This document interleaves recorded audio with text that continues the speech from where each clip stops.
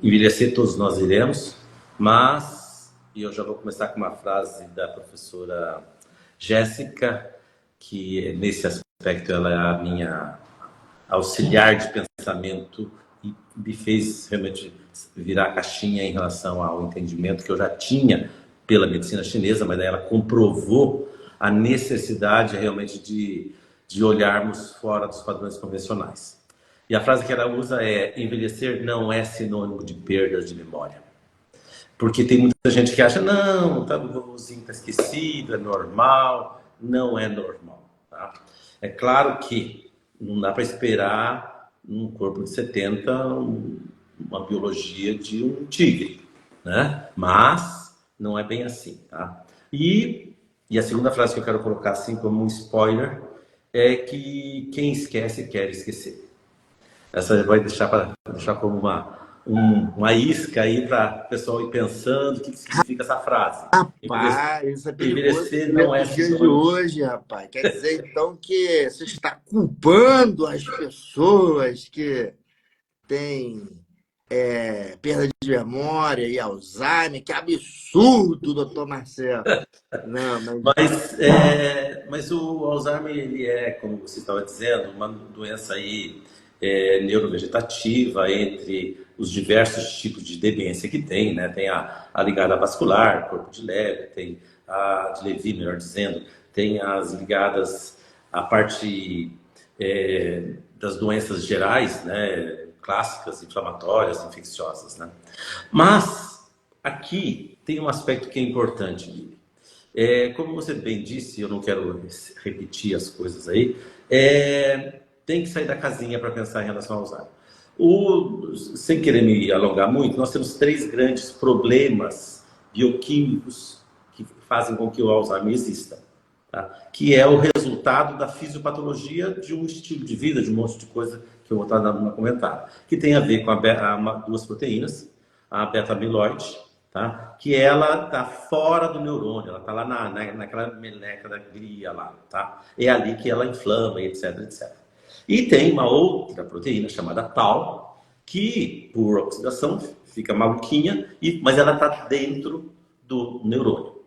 Essa maluquinha, que é a tal, ela vai aparecer com mais gravidade lá para o finalzinho, e aí as coisas realmente estão complicadésimas. E tem uma terceira enzima, que é a colinesterase, que tem a ver lá com os mecanismos da acetilcolá, que dá uma atrapalhada legal também na questão de tudo isso que a gente está falando.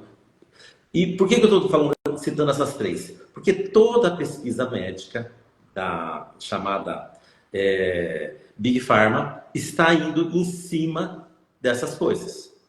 E aí a coisa pode dar problema, e deu problema.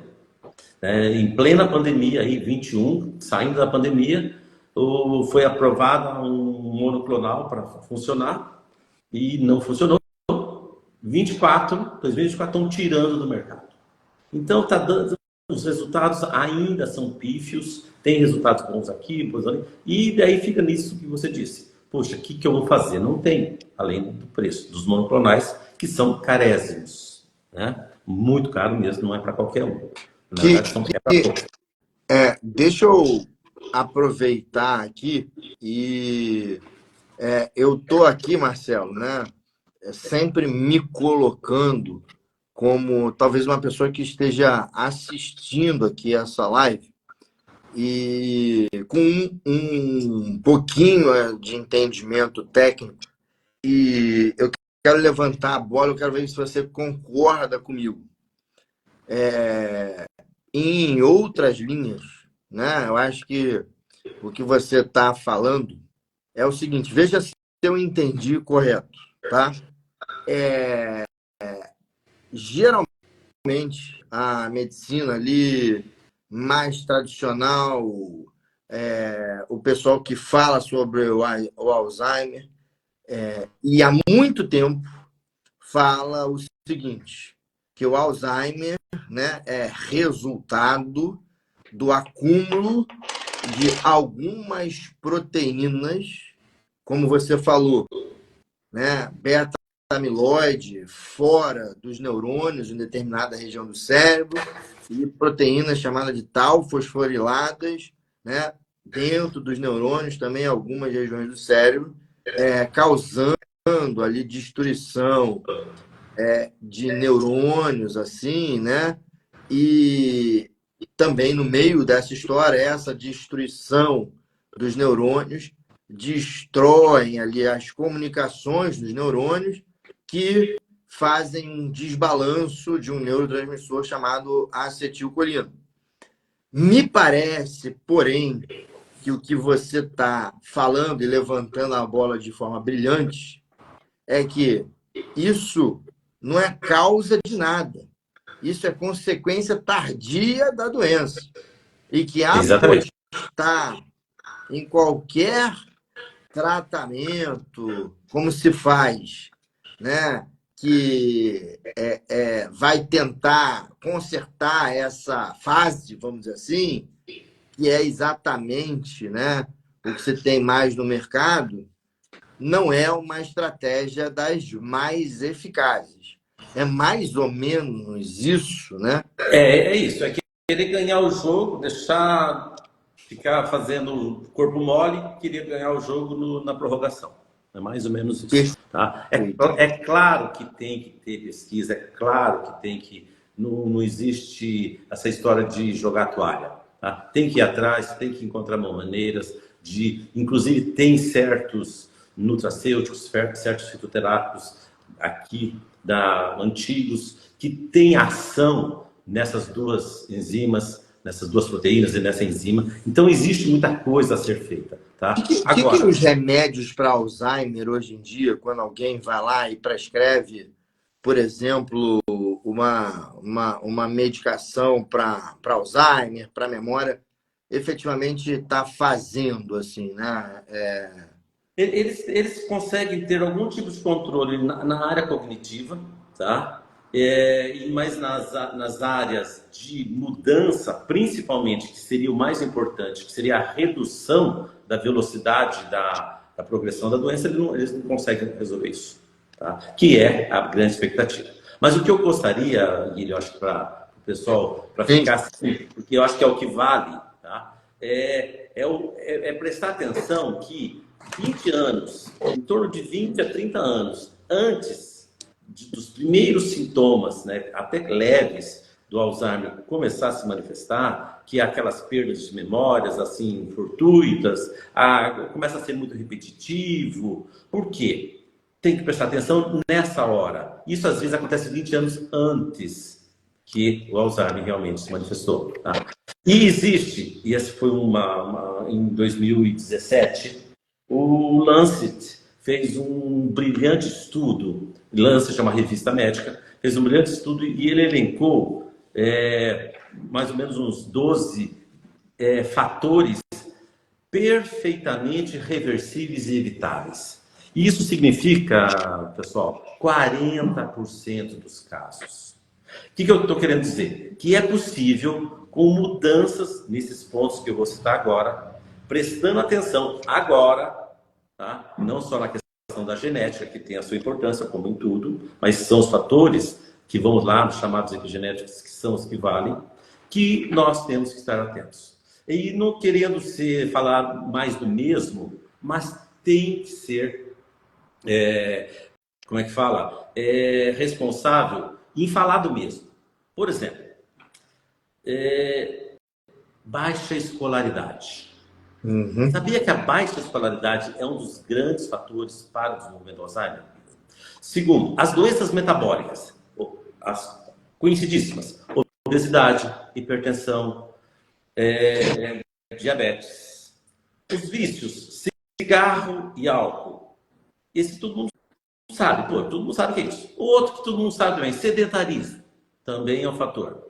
O outro que talvez as pessoas não saibam tanto, a questão do convívio social. A questão, por exemplo, do isolamento social.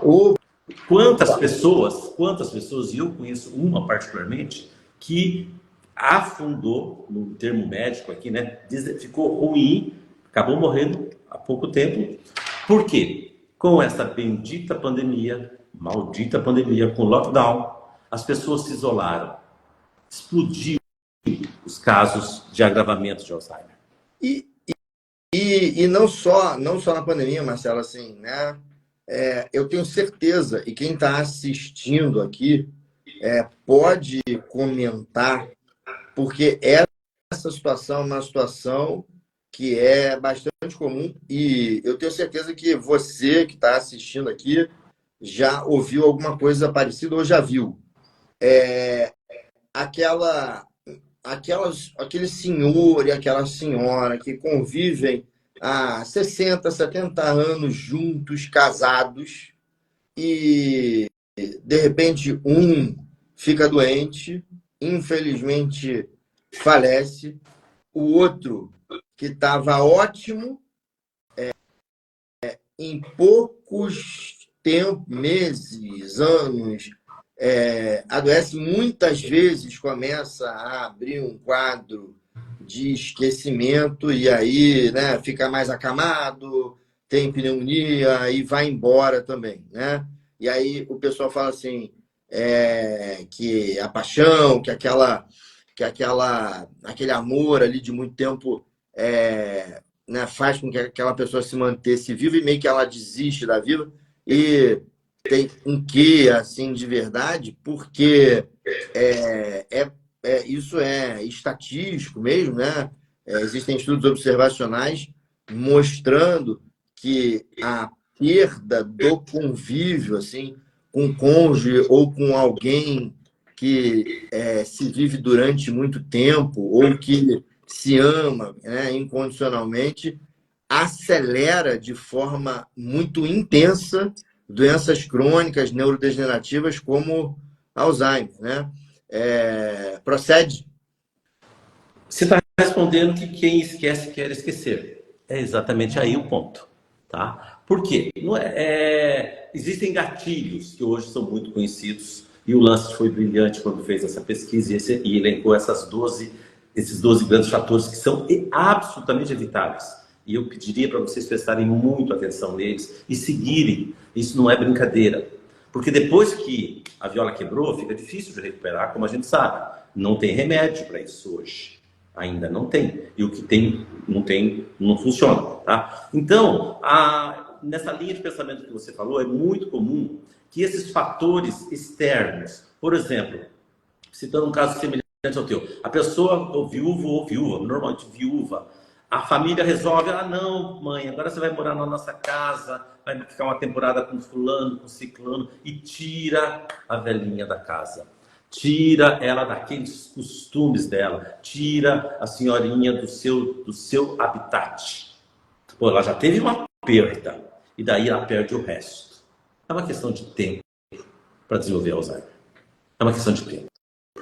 E a outra coisa importantíssima que esse estudo não colocou, mas isso está no background, né, das síndromes metabólicas, são as questões ligadas ao tipo de alimentação que nós temos.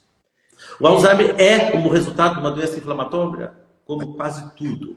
E aí eu quero aqui fazer uma... E aí você tocou num ponto, eu quero aqui fazer uma intervenção que é muito importante. Ó, e agora, né, preste atenção aqui, porque é o seguinte, aos 40, aos 50 anos que se previne Alzheimer e ponto final. Né? Aí que está a grande questão. Que, né, chegar ali no final, né, como a gente está falando, você até pode fazer alguma coisa, claro que você pode fazer, mas a tua maior chance é exatamente 10, 15, 20 anos, especialmente se você tem alguma história na família. E aqui eu acho importante a gente dar dicas bem práticas para as pessoas prestarem atenção e fazerem a fim de tentar evitar o Alzheimer. E aí eu quero fazer algumas colocações aqui e te passar a bola. A primeira coisa, para quem está chegando aqui, é o seguinte, relembrar, né? Toda a terapia que se tem contra o Alzheimer, que é caracterizado no estágio final da doença, por acúmulo de uma proteína, como eu falei, chamado beta-amiloide fora do neurônio, né? tal fosforilada dentro do neurônio, né? Assim, pouca acetilcolina nas fendas sinápticas ali, em regiões do cérebro, como o hipocampo, enfim, coisas difíceis, etc. Tal, são coisas tardias, dificilmente reversíveis mesmo, e que toda a terapia farmacêutica acaba se concentrando ali e esquece-se que a doença tem uma grande chance de ser retardada 10, 15, 20 anos antes, exatamente na fase onde a maior parte das pessoas que está vendo isso aqui agora está. Então, a gente falou isso até agora. E aí o Marcelo toca num ponto que é bastante importante, que é, bom, se isso é consequência, se o acúmulo dessas proteínas esquisitas é consequência, o que é causa? E causa é a famosa neuroinflamação. Ah, Guilherme, mas hoje em dia tudo é inflamação. Está com um problema no dente, está inflamado. Você está com um problema, né? Sei lá, o pós-Covid é inflamação. E, pô, parece que, né, agora só se fala disso, né? Enfim, pô, é igual. Eu brinco que a inflamação parece que virou a virose dos últimos 10 anos, né? Porque antigamente o pessoal falava assim, tá com uma virose, tudo era uma virose e tal, né? Obviamente, aqui guardadas as devidas proporções. Mas, gente, olha só, diante de um ambiente extremamente tóxico, e tóxico, leia-se, com excesso de carboidrato, aumento de insulina, né, com a gente cada vez mais exposto à poluição, vamos dizer assim, ambiental, desde a poluição mesmo ali do ar até a poluição das relações, vamos dizer assim, até a poluição do que entra pelas nossas vistas ali do próprio aqui mesmo, das próprias redes sociais, há tanta coisa ali, né? Passando por o ser humano vivendo cada vez mais isolado, achando que está diante de uma tela é algo que coloca ele no mundo quando o tira.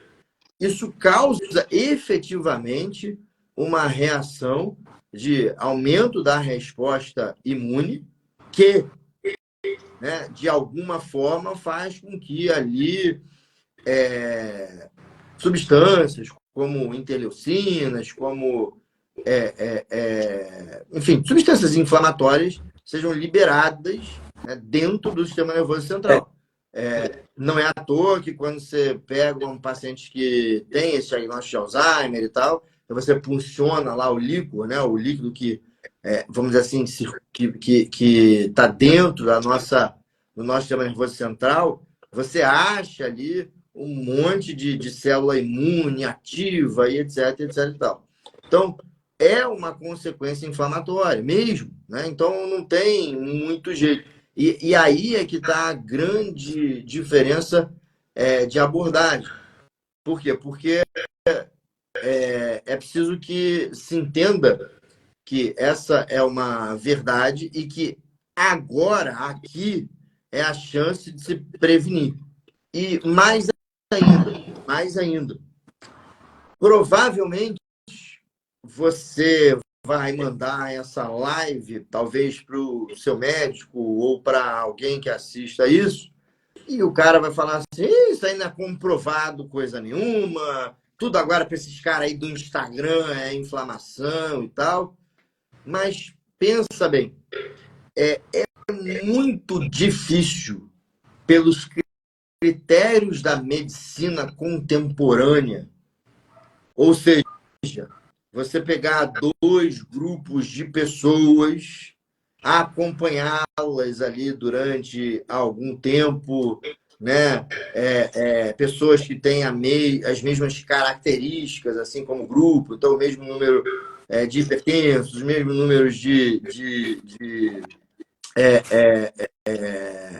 sei lá, diabéticos, uns exames de sangue ali com características inflamatórias parecidas, né? sei lá, e fazer uma intervenção assim mais subjetiva, como melhorar o sono e tal, acompanhar essas pessoas durante 10, 15, 20 anos e, né, e conseguir dizer que, olha, isso aqui, a falta de sono, ou a falta de ômega 3 ou a falta de qualquer coisa que seja, está implicada na gênese do Alzheimer, né? Então, assim, realmente é difícil estudar o Alzheimer 20, 30 anos antes. Mesmo assim, com essa dificuldade toda, a gente tem algumas dessas evidências, certo?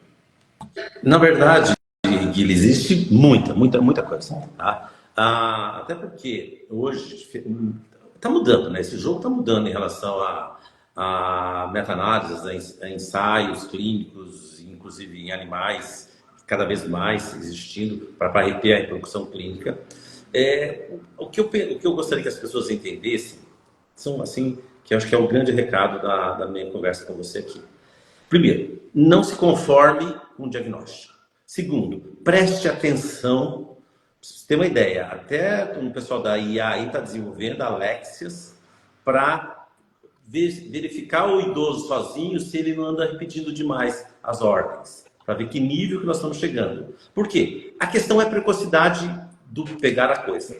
Segundo, existem estudos muito comprovados, bastante validados, e que cada vez mais as pessoas procurando, saindo do preconceito, porque o antioxidante e nutracêuticos não é panaceia, Tá. não é panaceia. Não Só vou pode pegar o ser. negócio do meu ar-condicionado aqui, que tá calor pra caramba. Desculpa. Não é panaceia, tá? Então, usando com responsabilidade, existem muitos ativos, existem ativos dentro da fitoterapia chinesa que estão sendo hoje usados, por exemplo, ginkgo biloba, cúrcuma, isso são todos medicamentos conhecidos há mais de 2.000 anos. A uperzina, que é uma baita é um musgo chinês conhecido há 3.000 anos. E o pessoal está usando agora para tratar, melhorar a cognição, diminuir as questões ligadas aos comportamentos. A própria questão dos canabinoides, que é tão preocupante, mas, por exemplo, é o que está ajudando as pessoas nos distúrbios de comportamento. Principalmente aqueles comportamentos mais agressivos. Tá? Você não vai sedar uma pessoa dessa com uma droga psiquiatra e ela vai virar um zumbi. Poxa, existem coisas que devem ser usadas com segurança, fundamentalmente. E por que se tirou a droga? Porque não tinha segurança para continuar usando. Tá? Então, eu creio que existe sim muito o que fazer. E eu gostaria de introduzir uma outra questão, assim, que no sentido de reforçar o como a gente está ainda, infelizmente muitos colegas ainda estão nessa, de desconexão com o que está acontecendo entre a vida inteligente das células, da nossa biologia e a nossa mente. Existe uma coisa, você sabe tão bem quanto eu, chamada eixo intestino-cérebro. Uma das coisas que eu vi nesse estudo é que, assim como tem o tal do leaky gut lá, que abre aquelas portinhas lá do intestino para causar a disfunção na chamada flora que a gente tinha, que agora mudou de nome para ficar bonitinha, é microbiota, a mesma coisa que quebra ali e faz uma bagunça danada nas bactérias, acontece na questão inflamatória no nosso cérebro. A barreira hematoencefálica também fica frágil. Perfeito. E aí dá caca. E só queria complementar, por último, você falou dos fatores externos, etc. Tem um fator interno nosso, endógeno, que se chama não saber trabalhar com estresse. O estresse é vida. Nós estamos aqui, como dizia o mestre, né, da questão da sobrevivência, porque a gente está se adaptando. E isso a gente só se adapta por causa do estresse. O problema nosso é que a gente não aprendeu a lidar com o estresse. E daí o cortisol e o restante fica tudo depositado aonde?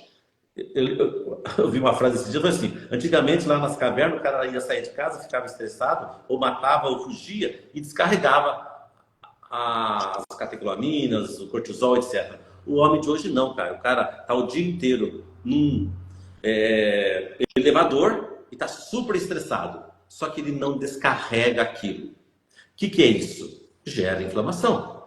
Gera uma toxicidade interna absurda. E daí aonde a mente dele fica? Perdida. E aí a gente não tem saída. Eu, não, eu acho que cara, eu fico alucinado, assim, né, no bom sentido, quando eu escuto a gente falar dessa medicina, porque vejam, né, que, enfim, já está assim, ó, morto e enterrado aquela história que a causa do Alzheimer é ali deposição de proteínas, como a gente falou, né, no nosso cérebro. A causa do Alzheimer sei lá, né, distúrbios e diminuição do neurotransmissor acetilcolina, e a gente já entende muito bem que isso é consequência e que atuar aí não vale a pena. E aí a gente falou, então, de uma forma genérica, então, que o que causa isso é a famosa neuroinflamação. Beleza. Mas ainda está muito vago. E agora você toca num ponto que aí eu acho que é o ponto fundamental e que eu acho que as pessoas vão entender melhor. Então, onde que está o problema? O problema está exatamente numa coisa chamada barreira hematoencefálica, que é exatamente aquilo que você falou. Vejam, o nosso cérebro é uma das regiões mais protegidas do nosso corpo, né? Enquanto, né, por exemplo, eu tenho ali capilares, né, vasos sanguíneos que têm buraquinhos, vamos dizer assim, para que células do sangue, né, enfim, substâncias ali do sangue passem do sangue para os tecidos em várias partes do corpo. O nosso cérebro, ele tem capilares sem esses buraquinhos, ele tem capilares assim bastante fechados, ele tem todo um sistema de muito cuidado do que se passa do sangue para o tecido cerebral. Portanto, quando a gente está submetido à inflamação crônica, como você falou, seja por motivos comportamentais, seja por falta de sono, seja, como você disse muito bem, né, quer dizer, né, na verdade,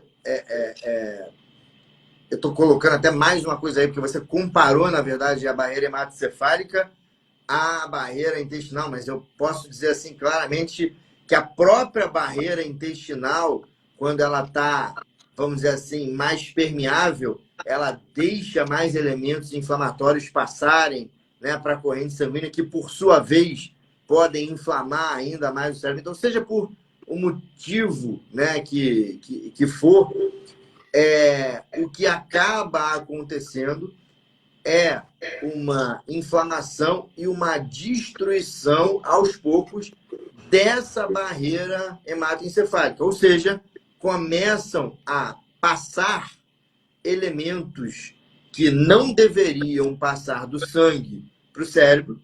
Esses elementos inflamam, irritam, né, alguns neurônios de algumas regiões mais específicas do cérebro relacionadas à memória, que, como consequência, acabam, então, né, fazendo com que algumas proteínas, como a beta-amiloide, fiquem ali acumuladas. E aí eu acho que a gente aqui agora tem uma belíssima noção da chamada fisiopatologia do que acontece no Alzheimer. E aí, eu te pergunto, assim, né? E, obviamente, quando a gente fala disso, ou seja, passa coisa que não deveria, que inflama neurônios, eu acabo, antes, né, dessa deposição dessas proteínas, beta-amiloides, tal, fosforiladas, tendo um aumento de estresse oxidativo, um aumento, né, desses mecanismos assim de agressão aos neurônios, que, por sua vez, então, vão causar ali essa deposição, que é o marcador da doença. E olha a quantidade, então, de lugares que a gente tem para atuar, né? Desde melhora do nosso comportamento, ou seja, aquilo que você falou, né? Pô, ter mais contato social, ou seja, o isolamento social de todas as formas inflama o intestino, né? Que está todo cheio vamos dizer assim, eu não vou falar lesões porque essa não é a palavra, mas é o intestino que está recebendo ali comida industrializada toda hora, que está ali recebendo um monte de porcaria, acaba fazendo com que um monte de coisa que não deveria passar para a corrente sanguínea passa. A famosa síndrome do intestino hiperpermeável vai acabar com inflamação ali, né, dessa barreira hematoencefálica, a insulina aumentada, né, inflama essa barreira hematoencefálica. Não é à toa que o Alzheimer é conhecido também como diabetes tipo 3, né? E o que se quer dizer com isso é que vários dos receptores, vamos dizer assim, vários dos transportadores da glicose que estão na barreira hematoencefálica e que controlam o fluxo de glicose do sangue para o cérebro são destruídos quando você tem uma inflamação grande ali do sistema nervoso central e da barreira hematoencefálica, né? Então, isso tudo causa Alzheimer. Então, me parece que atuar ali, tentando evitar a deposição de beta-amiloide, tentando evitar ali a acetilcolina, né, de diminuir muito, tentar cortar a ponta do iceberg, né? A gente pode diminuir estresse oxidativo, a gente pode oferecer nutrientes como o ômega 3, muito importante para a formação da barreira hematoencefálica. A gente pode principalmente adotar comportamentos que melhoram o intestino e que diminuam o estresse e que também melhorem a alimentação e que, enfim, né, aumente a quantidade ali de substâncias boas, por exemplo, como o exercício físico. E assim a gente vai atuar em toda a cascata, que começa lá talvez com 20, 30 e 40 anos e que vai só terminar ali com 60, 70, 80 anos de idade. Claro que existe um componente genético, principalmente um componente genético ligado ali a um gene, né, da ApoE4, enfim, que eu peço para os meus pacientes. Então, isso é uma coisa muito importante.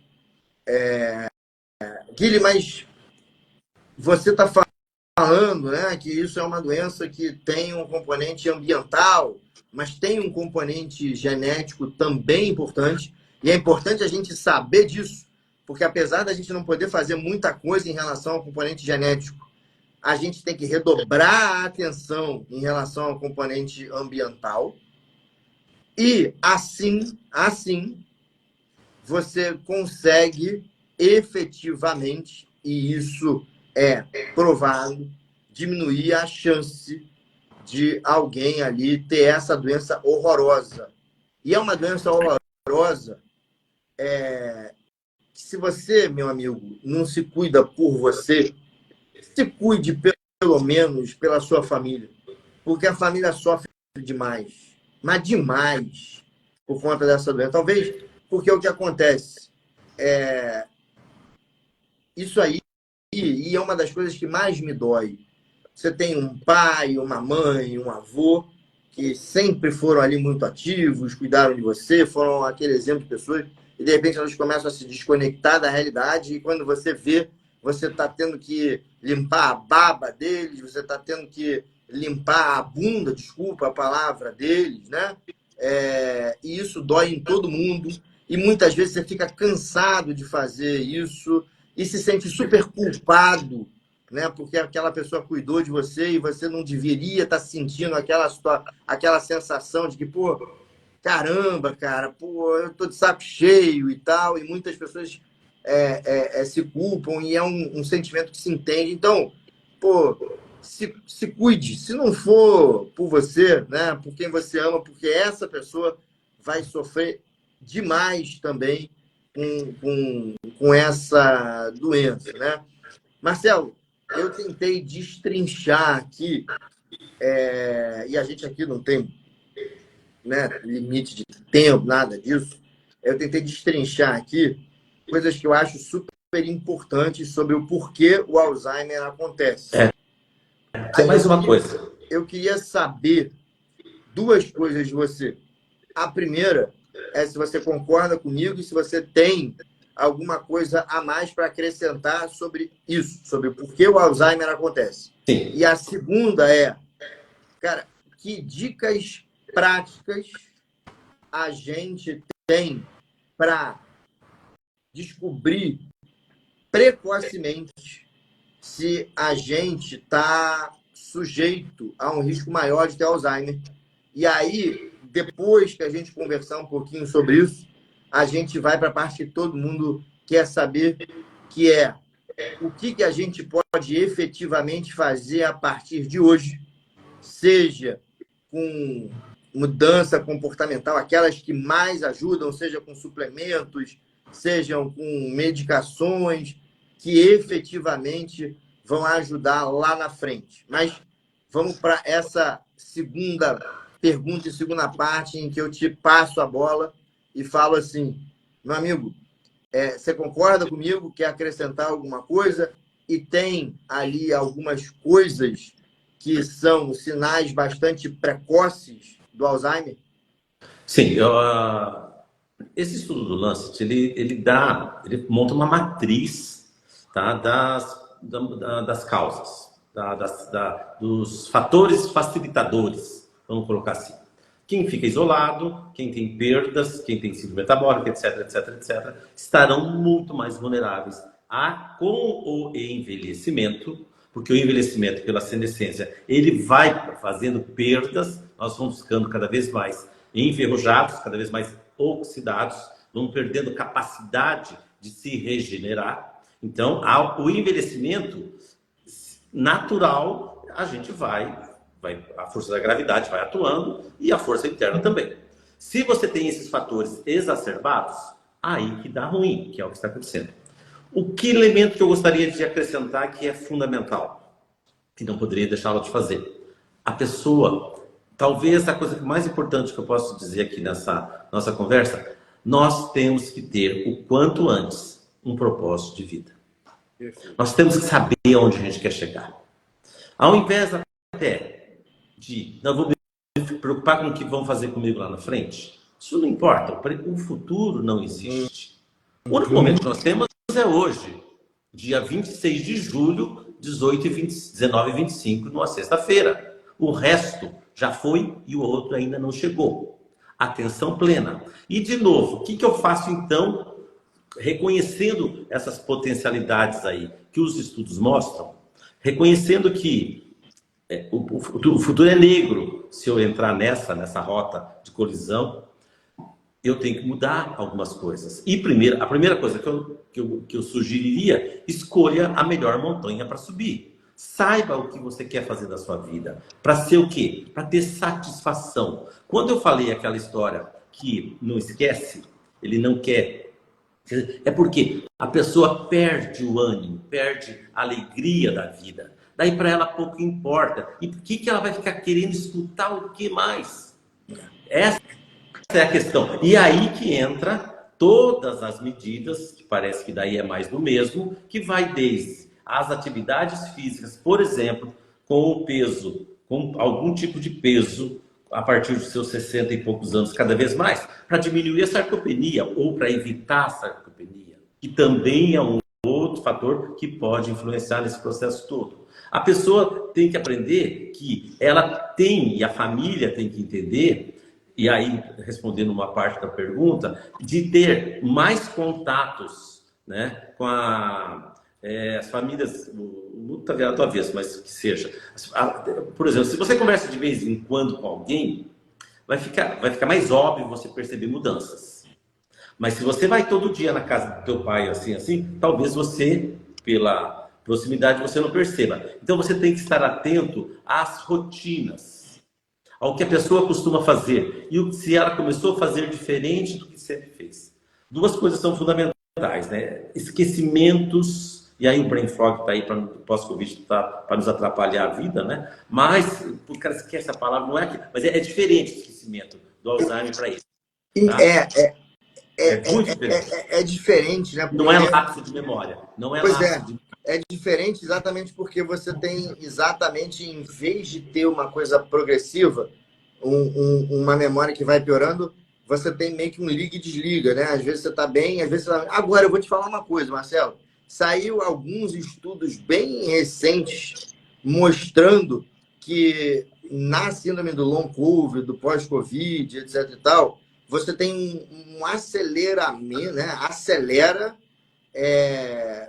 a quebra, a inflamação, a perda da barreira hematoencefálica é igualzinha ao Alzheimer, como se você tivesse ali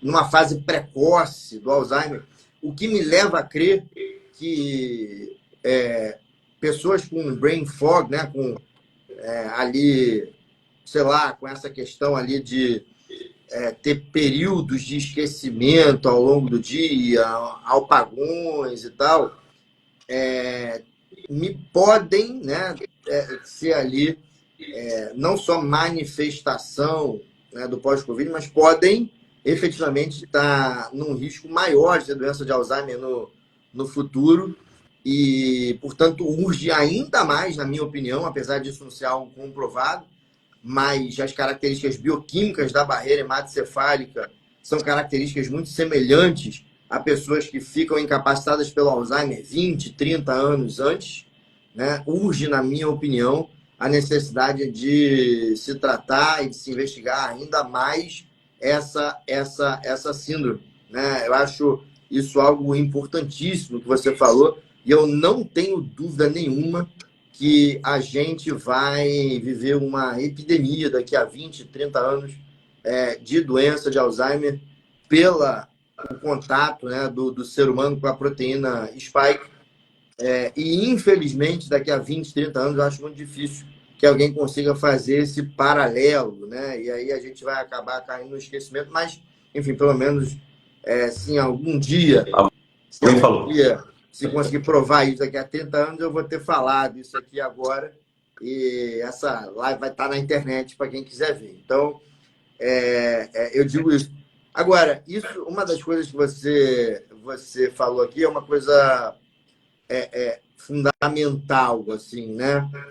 Que a hora de você olhar para o Alzheimer, prevenir o Alzheimer, tentar evitar a progressão é por volta de, sei lá, né? Quanto mais cedo, mas especialmente por volta ali de 40, 50 anos de idade.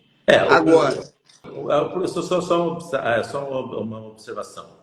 O Alzheimer que é ligado à APOE4 lá, principalmente aquela a mais bravinha lá, ele tem uma manifestação precoce muito grande. É precoce mesmo. É assim, 55 anos já começou a aparecer alguma coisa e já começa ruim. Tá? Então, quando é fator genético muito prevalente, a pessoa não vai ter tempo para raciocinar muito, não. Tá? Então, se você está nos seus 40, 50 anos e está tudo certo, e está escutando essa live, presta atenção, reveja, anota, vê isso aqui, ó, pega, dá até para depois para compartilhar com o pessoal, pega esses 12 pontos aí e veja onde que eu me enquadro nisso daí. Você consegue listar esses 12 pontos de cabeça, assim, só para as pessoas ficarem claras, né? Você falou, sim, né? Tipo... O primeiro, por incrível que pareça, ninguém pensa nisso, é a baixa escolaridade. E aí faz sentido mesmo, porque é o seguinte, né? Assim, treinamento, né? Tipo, Alzheimer você perde sinapse, né? Exatamente. E aí, Se a pessoa quanto não menos se a sinapse pessoa... você desenvolve ao longo da vida, mais chance de Alzheimer, né? Se a pessoa não desenvolveu a rede neural dela, não vai ter o quê? Não adianta. Tá? Daí, as síndromes metabólicas. Então, é hipertensão, obesidade, diabetes, os vícios, para ficar fácil. Tá? Então, são os vícios: cigarro, tabagismo, que é absolutamente oxidante, e o álcool, excesso de álcool. Então, são 7. Deixa eu só uma coisa, porque você vai falando aqui, e aí eu acho que eu já vou falando e eu vou dizer o que tem estudo que pode ajudar a combater cada um desses fatores. Então, por exemplo, você sabe que o treinamento cognitivo, né? Ou seja, botar o papai, a mamãe, o vovô, que seja para fazer uma palavra cruzada, a boa e velha palavra cruzada, botar, né, para se ler um livro, botar ali para jogar xadrez na praça. Olha os vovozinhos que jogam xadrez na praça e têm 85, 90 anos de idade. Esses caras estão exercitando a memória deles e não é à toa que dá a impressão, não tem como se provar isso, de que esses caras têm muito, né, que eles, de alguma forma, né, me parecem ter menos Alzheimer. Claro que isso pode ser enviesado, claro que as pessoas que a gente vê na praça, que jogam palavra cruzada, são aquelas pessoas que também são mais saudáveis, mas faz sentido com o que você está falando como lista número 1. Ou seja, veja, se tua mãe, teu pai, tua avó ou você mesmo tá ali e de alguma forma, né, sente que você não está sendo desafiado cognitivamente, nem que seja o facílimo. Eu não sei nem se a galera aqui tem idade ainda e sabe dessa história ali, da palavra cruzada facílimo, fácil e etc e tal, mas nem que seja o facílimo. Mas faz, né, assim, desafio a tua memória é algo importante mesmo para que você, de alguma forma, pelo menos, né, do ponto de vista fisiopatológico, tenha ali alguma chance de diminuir os riscos ali de ter o Alzheimer. Então, quando você fala essa história do treinamento cognitivo, né, eu só queria colocar de forma prática, por exemplo, o que pode ser feito. Aí você, obviamente, fala de vícios, claro, né? Pô, a gente não precisa ficar convencendo ninguém aqui de que fumar, beber é algo ruim. Você falou, né? E daí tem outras coisas. Por exemplo, uma outra coisa que também não é muito comum é déficit auditivo. A pessoa não escutar bem é um fator de facilitação para o Alzheimer, por incrível que pareça. É meio óbvio, né? A pessoa não escuta, não se conecta com as pessoas, vai ficando cada vez mais isolada. Tá? Então, precisa prestar atenção na perda auditiva que as pessoas possam ter. O convívio social, né? O isolamento social, ele é fundamental, porque também você, ao se isolar, você perde conexões, né? Não só conexões psicoemocionais, afetivas. É natural que com o envelhecimento, os seus amigos, seus parentes, as pessoas vão desaparecendo.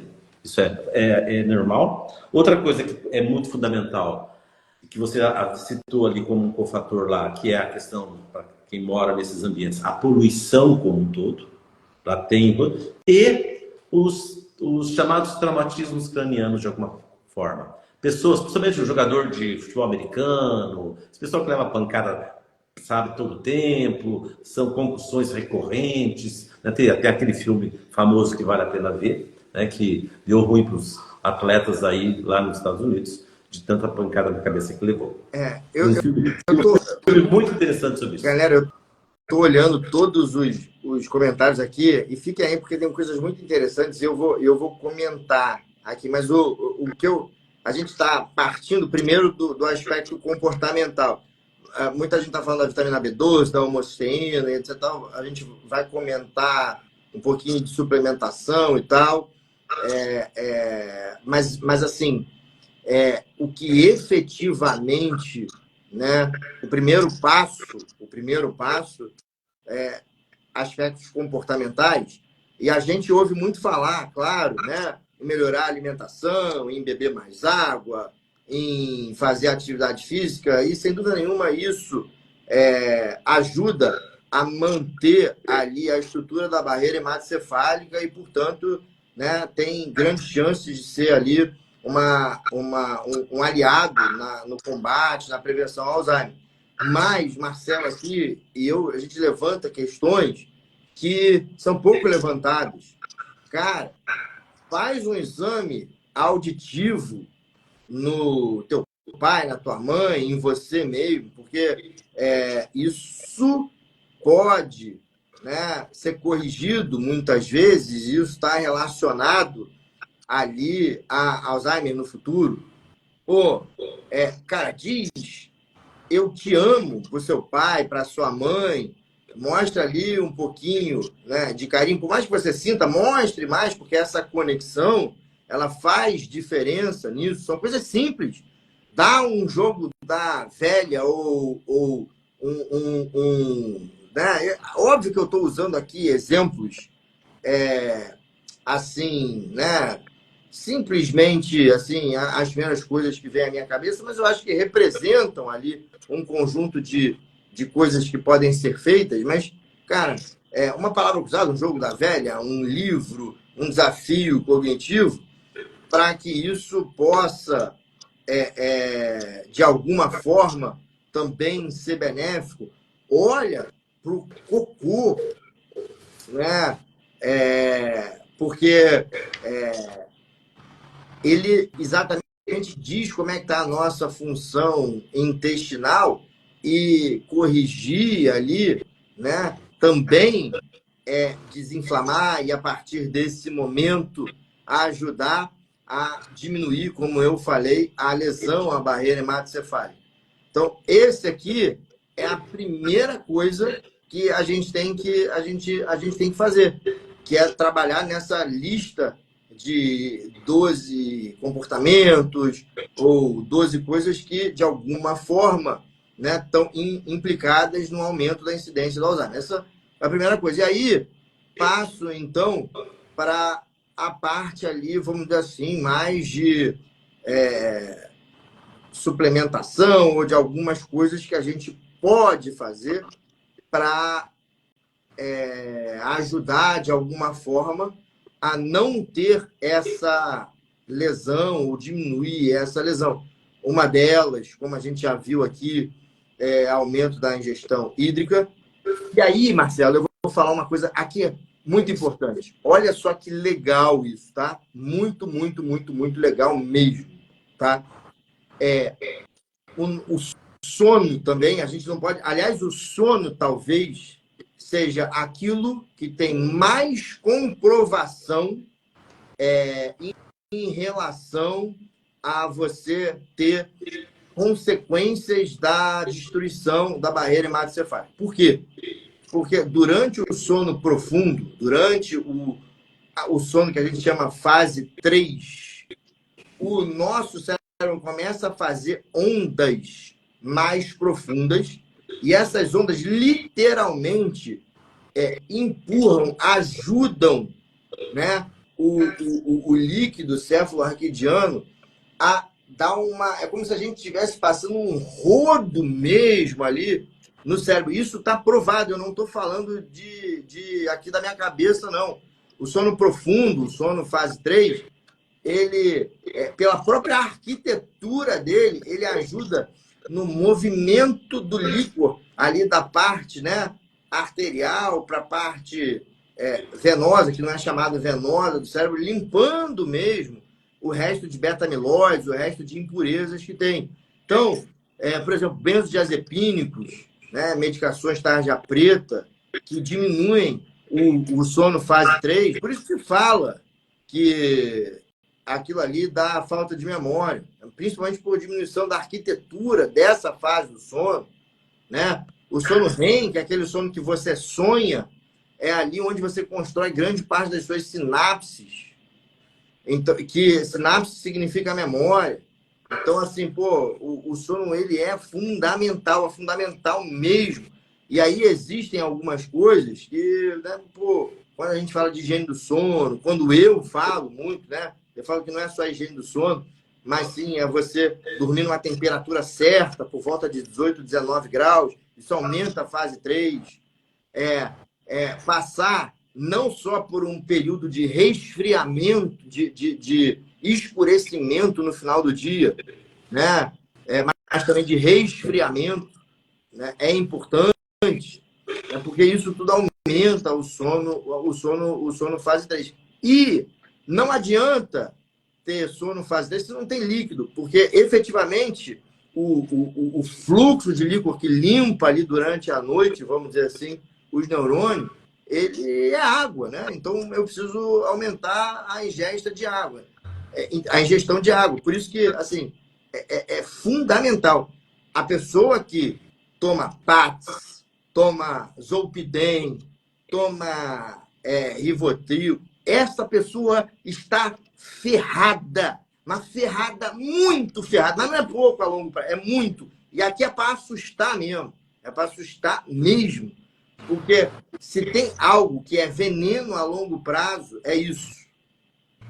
Obviamente, existem as suas indicações, não é para ninguém sair tirando essas medicações sem auxílio médico, porque pode ter abstinência, porque às vezes a indicação é para uma síndrome do pânico, mas cronicamente para dormir é uma bosta, desculpem a palavra, e o cara que, o médico que simplesmente, vou te dar uma ajudinha aqui para dormir, porque efetivamente você tem a sensação inicial de que você pega no sono mais rápido, só que na verdade você está tomando um baita de um nocaute e está atrapalhando toda a arquitetura do teu sono.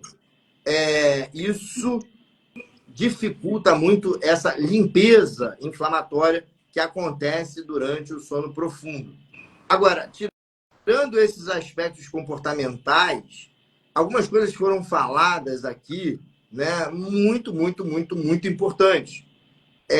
O Alzheimer, ele não necessariamente tem uma perda de memória que é associada só ao Alzheimer. Existem causas reversíveis para perda de memória. Por exemplo, a doença de Hashimoto. Por exemplo, a deficiência de vitamina B12. Por exemplo, a deficiência de ferro. Por exemplo, como foi muito bem falado aqui, a síndrome, né, de hiperativação de mastócitos. Inclusive, eu vi aqui uma pessoa falando na live aqui que tem uma baita de uma intolerância à atividade física ali, né? Ou seja, se sente muito cansada, muito cansada, muito cansada após a atividade física, um cansado desproporcional. E uma das características dessa síndrome, que é muito pouco falada, mas é muito mais comum, é essa, como várias outras, né? Eu só estou dizendo isso. Então, além da gente, quando eu pego um paciente ali que está começando a perder ali a memória, etc. A última coisa que eu vou fazer é pensar em fazer uma tomografia, uma ressonância e etc. E tal. Muitas vezes até se pede para se descartar alguma questão anatômica. Mas a primeira coisa que eu tenho que fazer é olhar para hábito, para olhar para esses 12 fatores que você falou muito bem e tentar consertá-los. A segunda coisa que eu tenho que fazer é procurar distúrbios ali reversíveis, como esses que eu falei, para, de alguma forma, né, saber se um componente dessa falta de memória pode ser melhorado já meio que imediatamente. Né? E a terceira coisa, promover ali algumas mudanças, e aí a gente pode entrar nessa parte de suplementação, de medicação, que podem ajudar. Né? E, para mim, isso é uma opinião, mas é uma opinião muito bem embasada, para mim, o ômega 3 é o grande suplemento, né, para ali, que deve ser pelo menos mais estudado, para que para que se tente, de alguma forma, diminuir a incidência dessas doenças neurodegenerativas. Por quê? Porque, uma vez se tratando de doenças que quebram essa barreira hematoencefálica, eu tenho principalmente o DHA, né, do ômega 3 no caso, mas também o EPA, como sendo muito importante para que essa barreira, de alguma forma, ela se mantenha intacta, né? Então,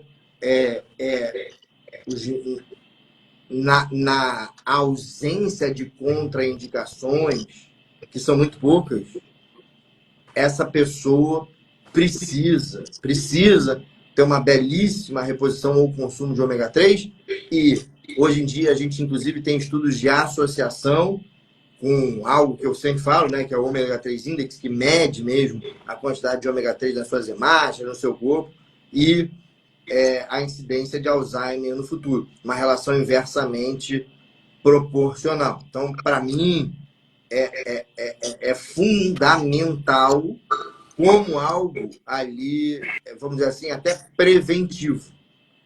Citei aqui, né, olhar para a vitamina B12, controlar Hashimoto, o ômega 3. Você citaria ali alguns outros suplementos ou algo que você está convencido de que é Sim. muito importante? Aí tem duas coisas. O que você disse em relação à vitamina B12, a questão do magnésio, que não dá para esquecer dele, do ômega 3, a questão de uma função tiroideia não suficiente, quer dizer, qualquer hipotireoidismo deve ser investigado e bem tratado, tá? Vitamina D, vitamina E, quer dizer, isso aí eu dividiria isso como fatores fundamentais de serem observados e serem suplementados se for o caso, tá? Ou seja, através da alimentação, ou seja, suplementando mesmo, se estiver com índices abaixo do ideal. E essa é a questão. Agora, vitamina D talvez, uma vitamina D ali, né, pelo menos, eu estou falando aqui, pelo menos entre 50 e 80, está associada a uma incidência menor de doenças neurodegenerativas no futuro.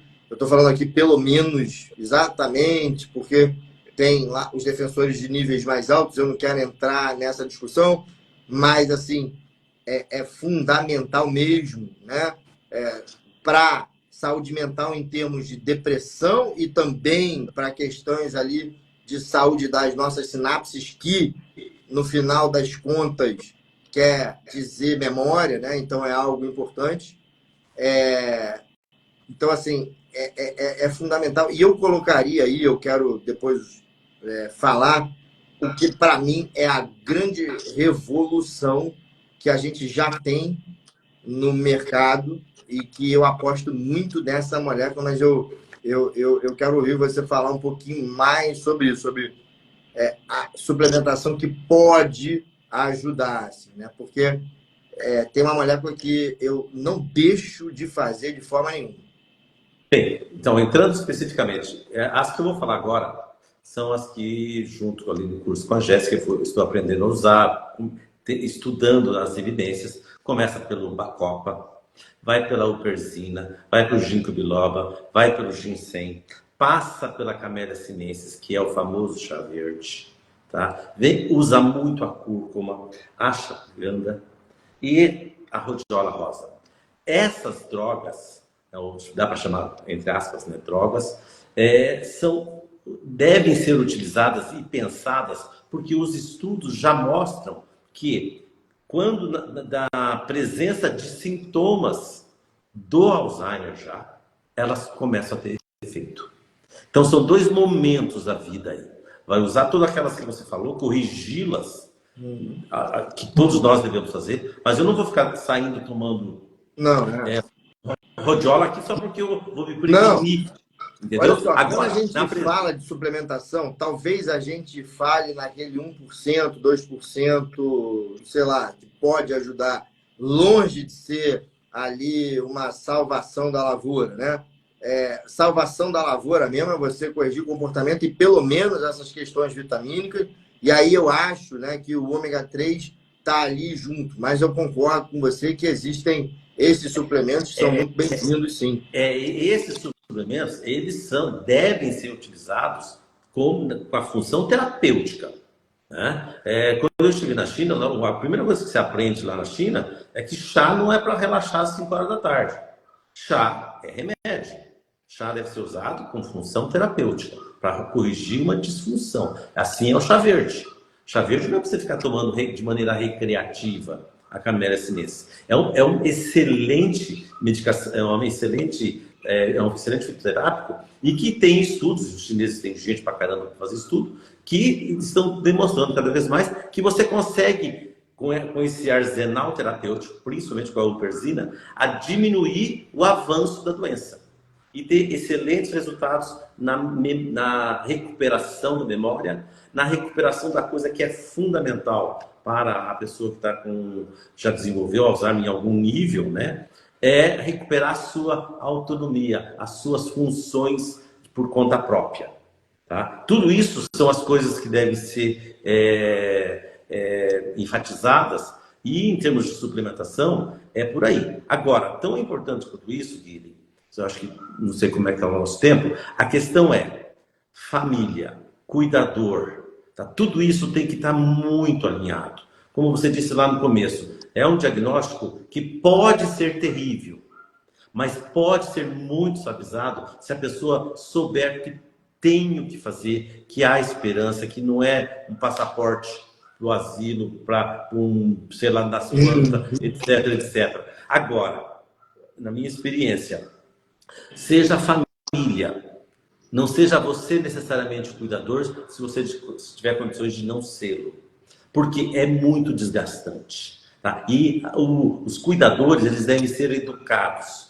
Existem, e eu posso disponibilizar caso as pessoas queiram, pequenos, digamos assim, cadernetas que foram desenvolvidos também de maneira graciosa por estudiosos, ligados, por exemplo, à música, ligados a uma série de atividades recreativas que devem ser utilizadas pelos cuidadores.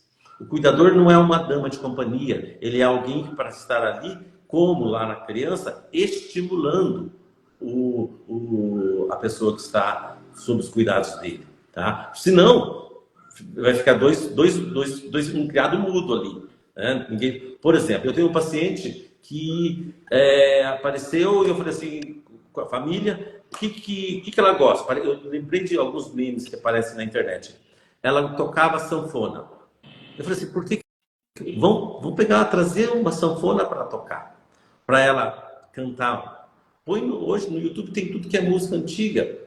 Para quê? Porque ao colocar uma música que faz conexão com a vida dela, quando ela tinha uma vida satisfeita, ela retorna. Ela tem a chance. Por quê? Voltando ao que eu sempre falo, quem manda no nosso corpo é a mente. E se nós não cuidarmos da mente, o corpo vai desabar. E para isso precisa meditar também. Não podia deixar sem falar da meditação. Perfeito. E Marcelo do céu, as ondas cerebrais, enquanto você medita, são iguaizinhas às ondas cerebrais daquele sono que eu falei de fase 3, né? Quer dizer, iguaizinhas não, mas são bastante parecidas, né? Então, e você dá chance para a melatonina funcionar. E aqui, assim, né? Eu queria... a gente tem aqui mais 5 minutinhos. Eu queria que as pessoas perguntassem alguma coisa para a gente responder. E enquanto elas perguntam, a gente vai fazer um bate-bola bem rápido, mas eu quero falar sobre uma molécula que eu acredito muito, chamado... e aí, olha só, não é a quercetina, e sim o quercetin, que é a quercetina com a tecnologia fitossome, né? Ou uma tecnologia de alta absorção. Por quê? Porque a quercetina em si é ótima, só que ela não penetra na barreira hematocefálica. Mas o quercetin ou uma quercetina que tem alta biodisponibilidade, tem algumas características. Isso, mais uma vez, né? Eu estou falando sobre fisiopatologia aqui. Ela tem algumas coisas muito interessantes que nenhuma outra molécula tem. Primeiro, alguém está falando ali de síndrome de ativação de mastócito, né? Então, assim, ela é um estabilizador por si só. Mas vamos além. É muito mais que isso. É muito mais que isso. anti-inflamatória. Beleza, mas aí você pode falar assim, a cúrcuma também e ela atinge bons níveis dentro do cérebro. Ela é uma molécula que tem ação antioxidante, beleza, mas aí o sulforafano, né, o próprio ômega 3 e tal, enfim, né, tem também ação no sistema nervoso central. Mas a quercetina, quando ela consegue chegar dentro do sistema nervoso central, ela é um antissenolítico. Ela é um senolítico. Ou seja, quando uma célula envelhece, ela, de alguma forma, mostra para a gente, opa, estou aqui, velhinha, não mexe comigo, vou ficar aqui na minha, e começa a expressar ali algumas moléculas, dizendo, vou parar de viver. Não vou morrer, mas vou parar de viver. É mais ou menos isso, que é o que a gente chama de senescência. E a gente não tem nenhum senolítico, assim, né, potente, que atua no sistema nervoso central quanto a quercetina. E a quercetina, ela, até 2 anos atrás, ela não tinha essa forma de alta absorção que consegue chegar no sistema nervoso central. Então, isso não está escrito em lugar nenhum, isso não está falado em lugar nenhum, mas isso eu estou dizendo para vocês que, baseado exatamente nesse fato, está se começando nesse momento um ensaio clínico grande na Itália para testar esse suplemento que tem pouquíssimos efeitos colaterais e que a gente tem no mercado brasileiro, e eu falo isso aqui sem nenhum conflito de interesse, mas que me parece algo muito, muito, muito, muito importante. Mais uma vez, a quercetina pura não adianta, né? Não adianta. Então, eu preciso que, né, quando eu falo isso, eu preciso que seja essa de alta absorção. Eu acredito muito, muito, muito, muito nessa mulher. Só uma curiosidade, Guilherme. A quercetina, os fisioterápicos, eles têm composto de vários ativos, né? Um deles, a quercetina, é um dos ativos que tem, sabe onde? Na Camellia sinensis. Sim. Então, é muito interessante você olhar, a gente fazer esse olhar histórico. Como é que aquelas coisas funcionavam lá 3.000 anos atrás? Fazia um chazinho assim e levantava o defunto, né? Mas só que a biodisponibilidade era outra. Não, era outra. Deixa eu refazer a frase. A maneira como as pessoas reagiam a uma infusão com alta concentração do fármaco e sabendo tirar a melhor parte do fármaco, não fazendo só da planta inteira, ou fazendo uma parte conforme a doença se manifestava, tá? E com tudo que a pessoa era, o resultado era outro. Agora a gente precisa dessa farmacotécnica específica para ter a biodisponibilidade necessária. E não é tomando chazinho aqui que a gente vai resolver, não. Então, meus caras, eu não sei se tem pergunta aí. Se tiver pergunta aí, você dá uma olhada, mas assim. Eu não enxergo aqui. Enfim. Bom, eu só quero aqui dar um. Bom, eu não consigo, né? Eu vou dar um. Anne Carinho, eu quero te dar um conselho, assim, de amigo. Você está aqui na live e todas as coisas que você tem falado ali sobre vacina e os problemas relacionados, etc, etc, tal, você tem razão. Mas eu quero te dar um conselho verdadeiro aqui. Para que a gente fique bem de saúde, a gente precisa descansar. E descanso, existem 3 tipos. Existe o descanso do corpo, né? Dormir, descansar. Existe o descanso ali psicológico da mente. Por isso, muitas vezes, você vai viajar e fica andando igual um louco, até não dorme tão bem, mas volta renovado. E existe um descanso chamado, que é o descanso da alma. E aí esse descanso da alma ele está ligado a aspectos transcendentais, né? De fé, mas de perdão, Gratidão. gratidão. E quando a gente fica alimentando, sem parar, um sentimento ali, apesar de você ter toda a razão lógica sobre um determinado assunto que te deixa revoltado, a tua alma não descansa, cara, né? E isso é efetivamente algo que adoece. Então, assim, eu vejo toda essa situação política e etc e tal, e direita versus esquerda e tal. A sensação que eu tenho é que nenhum dos dois lados, e eu sou um cara de direita, eu sou um cara conservador e eu não tenho nenhum problema, né, de me posicionar e tal, mas a sensação que eu tenho hoje em dia é que ninguém assume, mas nenhum dos dois lados chega e fala assim, pô, bicho, sinceramente, ó, eu tenho aqui minhas convicções, mas não valeu a pena, não, pelo que se veio, tanto depois de um governo, depois do outro, ter tanta porradaria com família, com amigos, etc e tal. Eu tenho essa sensação. Portanto, o perdão, ali, a relevância, cara, isso aqui não é papo de esquerdista, de direita. Deus me livre, mas Deus me livre e guarde, com todo respeito. Isso é papo de quem quer ter saúde, cara, que às vezes é melhor você, né, ter paz do que ter razão, principalmente em algo que você não controla.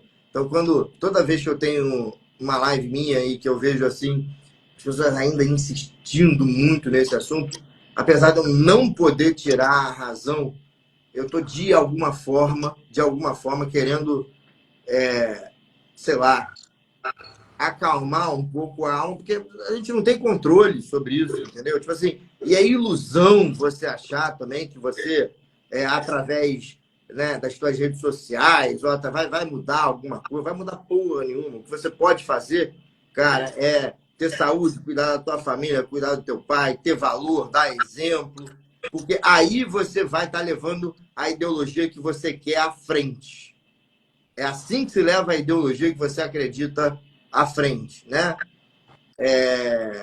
E eu falo isso de verdade, como uma espécie aqui de amigo. Alguém provavelmente vai ficar bravo comigo quando eu estou falando isso, mas aprendam a descansar também, além do corpo, a mente, mas principalmente a alma.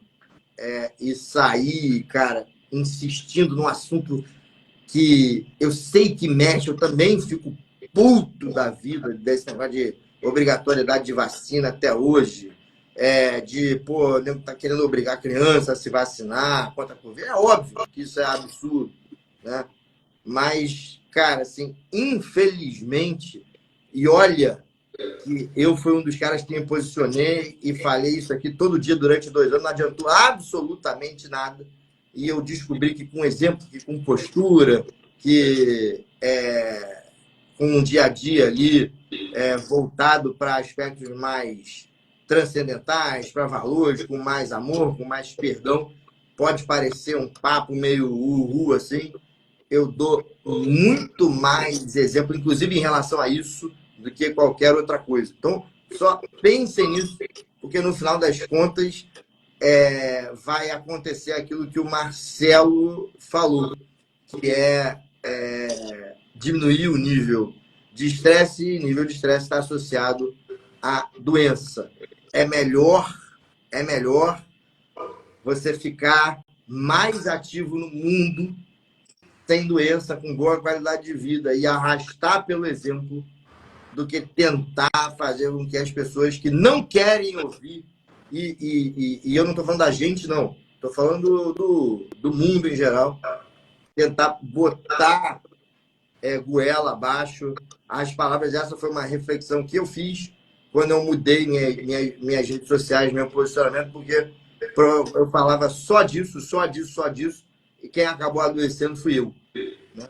Então, fica aqui como um recado final, transcendental, e que também vai acabar ajudando na questão da neuroinflamação.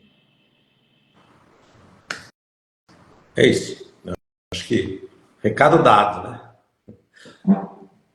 Marcelo, palavra contigo, meu amigo. Olha só, você sabe que eu falo pra caramba, e você não imaginaria o contrário, né? Mas eu aqui fiquei muito satisfeito em tê-lo com o seu conhecimento. Eu acho, Marcelo, assim, que vale muito a pena explorar esses 12 passos aí, vamos dizer assim, essas 12 características principais, não só como causa, mas como uma bandeira do que fazer para tentar melhorar. E eu dei alguns exemplos aqui. Eu acho que isso é um serviço que você pode prestar muito para as pessoas, além de todo o teu conhecimento ali de medicina do corpo e da alma. Então, é um conselho de amigo aqui que eu te dou. Você tem muito a ajudar as pessoas e eu deixo para você encerrar essa live aqui com as suas palavras. Tá, primeiro eu agradeço a primeira paciência do pessoal aí que está aguentando a gente conversar aqui até essa hora, mas eu acho que foi muito bom, acho que é uma oportunidade que a gente deve aproveitar sempre, compartilhar o estudo, compartilhar as esperanças que existem, por mais complicadas e sombrias que sejam os prognósticos de alguns agravos, de algumas doenças, né? Que é o caso do Alzheimer. Mas é possível transformar uma coisa tão sombria em algo com esperança, que é algo que vale a pena. Poxa, se eu conseguir fazer com que um parente meu, com que seja nível for, ele tenha a passagem dele, né, o desencarne dele sereno, sabe, e mais lúcido possível, né? Poxa, o que mais que a gente quer da vida? Sabe? Eu acho que existem claramente, e os estudos mostram que é possível sim fazer algo, é possível sim retardar a evolução da doença. Agora, tem que ser open mind, tem que abrir a cabeça. Não pode ficar dentro da caixinha achando que tudo é 1 mais 1 vai ser sempre 2. Não é assim, tá? E se a gente não aprender com o nosso sofrimento, que são os nossos grandes professores, não valeu a pena viver. Tá? Eu agradeço, Guilherme, a oportunidade e vamos seguir em frente. Um grande abraço a todos, boa noite. Frank, eu falava, assim, o segredo, você falou de propósito de vida, o segredo para descobrir o propósito de vida, a primeira coisa que você precisa entender, e aí, né, assim, vem da filosofia, vem da religião, vem de Frank, né, que existe um sofrimento inevitável da vida que a gente tem que simplesmente aceitar. A partir do momento que você aceita, as coisas já se encaminham muito melhor, né? Senão, não vinha ali, né?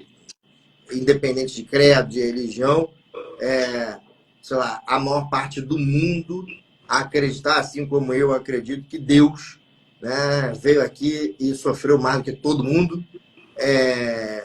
E existem muitas coisas aqui que a gente precisa simplesmente aceitar para que a vida fique mais tranquila, sem tentar ficar explicando muita coisa. Eu acho que, no fundo, você está falando um pouco de sofrimento e encerrar isso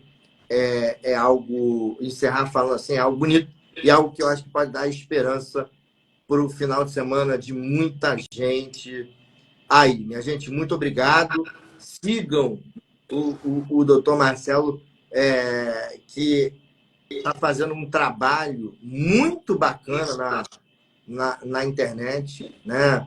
Marcelo, ó, me diz agora se está aparecendo aí um monte de gente te seguindo, porque tem que estar aqui, ó, não sei o que está seguindo, não tem o que está seguindo, não sei o que está seguindo. Tem que ter, porque, pô, o Marcelo é um cara que, pô, tá levantando um pouco essa bandeira ali de uma medicina bastante técnica misturada ali com uma abordagem de alma, né, que eu acho que é fundamental e que adianta muito. E acompanhe o trabalho dele, porque vale muito a pena. Eu acompanho e quero muito que vocês tenham esse prazer também. O site do Dr. Marcelo, a maioria está perguntando, não é site, é o Instagram mesmo, é só, né, pegar ali, clicar, é o arroba. Como é que é o teu arroba aí, Marcelo? Eu acho que é. É DR Marcelo Ó, Campos Silva. DR Marcelo Campos, né? DR Marcelo Campos Silva. Vale a pena que, se você quer receber notícias médicas e, ao mesmo tempo, sair um pouco desse mundo em que faz com que você tenha uma alma angustiada, no Instagram do Dr. Marcelo que você vai encontrar ali o equilíbrio em relação a isso. Deixa eu te dar uma notícia na primeira mão, então, só um pouquinho, rapidinho.